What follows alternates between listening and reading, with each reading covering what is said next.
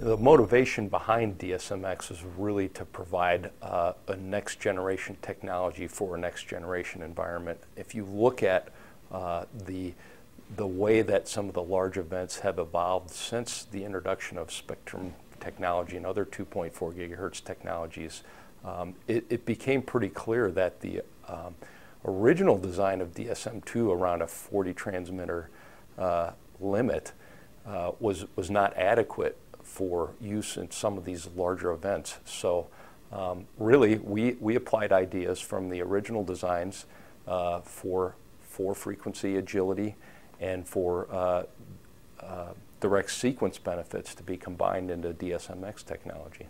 Well, DSMX is the culmination of 5 years of working with the radio control protocols and the events and to increase the performance in really noisy environments. So originally when we did the 2.4 technology, we were, on our own, and the noise floor at events and at fields and things like that was really low because it was only us.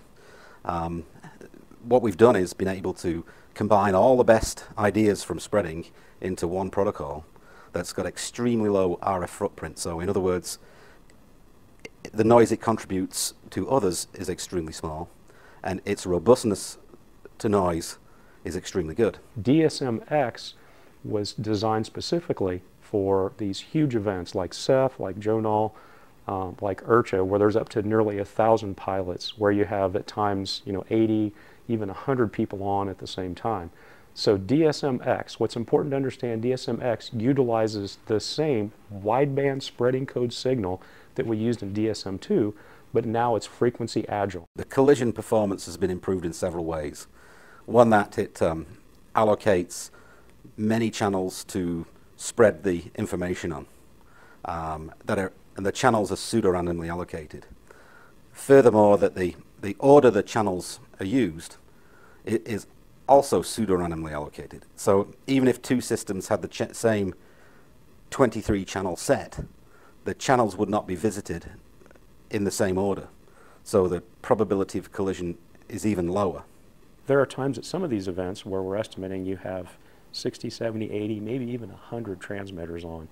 This system was designed for those types of events. And in fact, at this year's CEF, which was 2010 CEF, at this year's JONAL, and at this year's IRCHA, we had prototypes of these systems that we had been testing and utilizing. We had about 10 or 12 systems. And in fact, I attended all these events.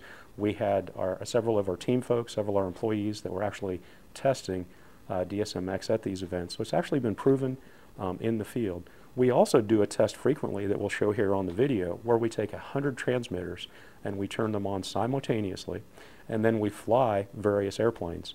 In some of the testing, we actually hook all the transmitters up to receivers, and then we record the data. We'll fly for like 45 minutes or leave the system on for 45 minutes. And at the end of the 45-minute period, we'll actually take flight log data recording of all the 100 receivers.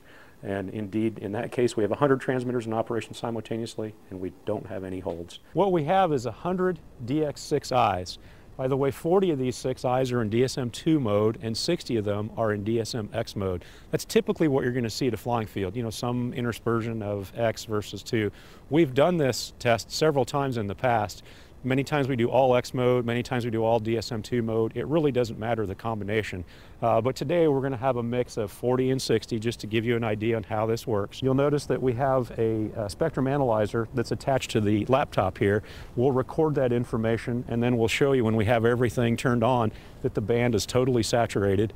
So we'll demonstrate, that indeed everything is on, and then we're going to have at it. We'll fly these individually, and we'll show you the kind of results we get when we put these in flight with 100 transmitters in operation. The purpose of this, of course, is to show you that the band is totally saturated. So the upper graph shows the spectral density, or the amount of energy usage in the band and the different sections of the band. And as you can see, the entire band is crowded or saturated. And the bottom graph shows real-time use. We've got a Beast X and a T-Rex 450 with a 6115 receiver going into idle. With DSMX, we feature the same type of wideband spreading code signal, but we simply make it agile and it jumps across the band, making it even more difficult to have RF link interference.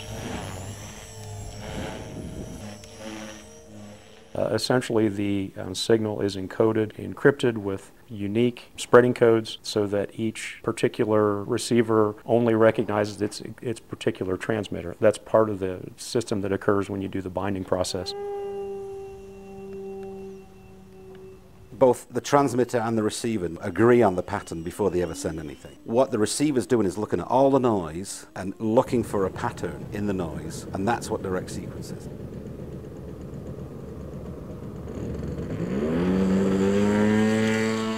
Well, I think of like DSM2 is like 2D, DSMX is like 3D. You've got that extra dimension, which is not necessarily 2 channels versus 23. It's the fact that the 23 channels are visited in a pseudorandom order. The advantages are greater than direct sequences and greater than separate frequency hopping.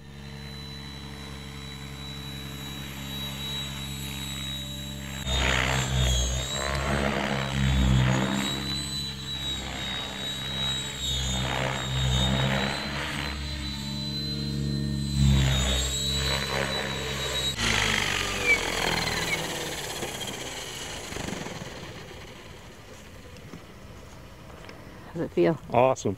I can't believe, just absolutely no sensation of latency, 100% total control. Obviously you see a big machine like this, flipping, tumbling around, absolutely rock solid. And like I say, there's just, you would have no idea that you even had 2 or 3 interfering transmitters, much less 100 transmitters back here on simultaneously.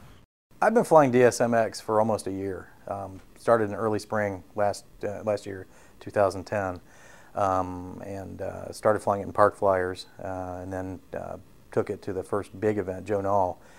Had everything I took there, had DSMX in it, from park flyer up to giant scale stuff, and that was the first experience we had with giant scale DSMX in giant scale airplanes. The Sukhoi SE, the Su-26mm SE that we just released in the Hangar 9 line, I flew the prototype for that there. In fact, that airplane got a lot of press coverage. There's a lot of various pictures and some magazines of that airplane flying at noontime demo and whatnot, and that had DSMX in it. And it was great. We intentionally flew it in very crowded environments, times when there was a lot of transmitters on. We knew there was, to kind of expose it to worst case scenario, and did not have one hiccup. It worked just flawlessly.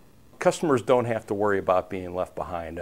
We've built in backward compatibility and forward compatibility into DSM technology. So if you're a current customer owning DSM2 transmitter, when you buy a new receiver and it's labeled DSMX, your current transmitter will still operate that DSMX receiver in DSM2 mode.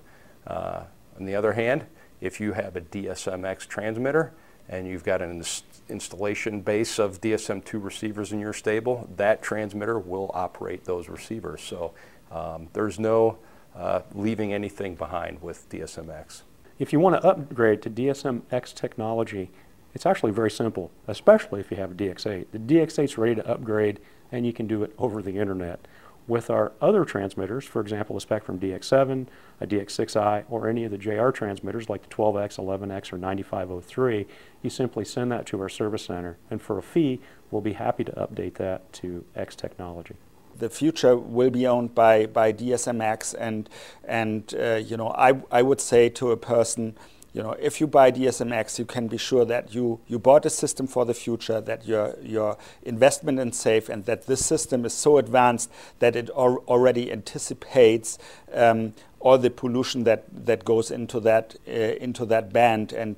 And I would say, yeah, it is a solution that is good for many, many years to come. Spectrum's mission really is to provide customers with benefits and innovations that they can use in their modeling lives. And you've seen it with our RF technology. You've seen it recently with our entrance into aircraft telemetry in the DX8. And we're always looking for ways to leverage technology in the market into ways that modelers can translate into benefits for them. So I think what you can expect from Spektrum is more releases and innovations along those lines.